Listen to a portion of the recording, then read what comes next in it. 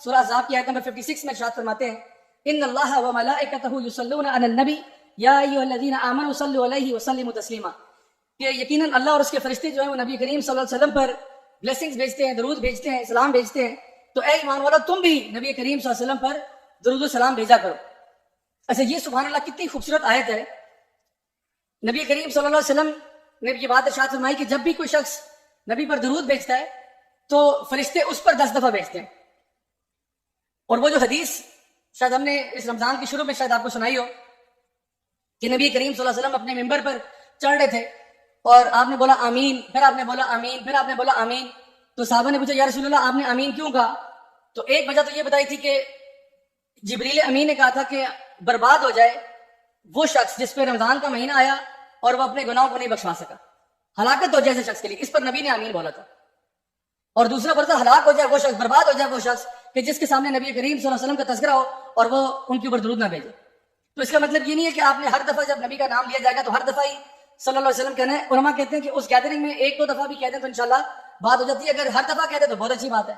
بہت اچھی بات ہے، مطلب بہت افضل بات ہے، لیکن کم از کم ایک دو دفعہ آپ کو بولنا چاہیے جب بھی گیدرنگ میں آپ صلی اللہ علیہ وسلم کا ذکر ہو تو انشاءاللہ ان کے اوپر درود پڑھ دینا چاہیے تاکہ آپ اس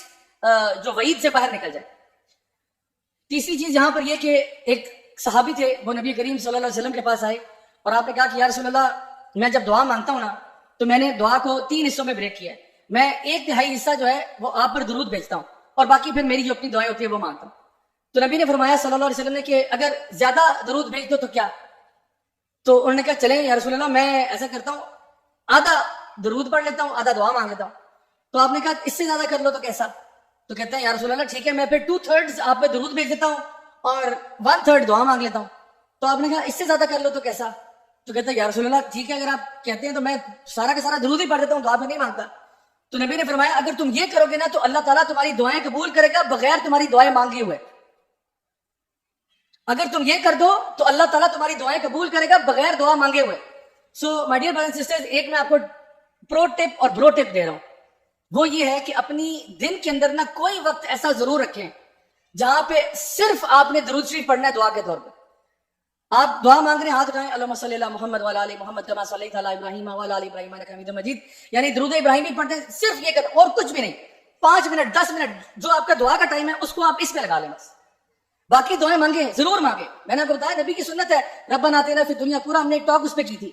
اور بے شمار دعائیں وہ بھی مانگیں دن کے ڈفرنٹ پورشنز میں، لیکن ایک کوئی ٹائم مخصوص ایسا رکھیں جس میں سوائے درود و سلام کے کچھ نہیں کرنا آپ۔ پھر دیکھیں آپ اللہ تعالیٰ کیسے دعائیں قبول کرتا ہے آپ۔ اللہ تعالیٰ وہ بھی دعائیں آپ کی پوری کرے گا جو آپ نے شاید اپنے دل سے سوچی بھی نہیں تھی، اللہ تعالیٰ وہ بھی پوری کر دے گا۔ اور ویسے بھی علماء کہتے ہیں کہ اپنے دل کی پیوریفیکیشن کے لیے نا، دل کے تزکیے کے لیے درود شریف آپ کو ضرور پڑھنا چاہیے، اس کی لذت کو محسوس کرنا چاہیے تاکہ آپ کے دل میں بھی نبی کریم صلی اللہ علیہ وسلم کی محبت پیدا ہو۔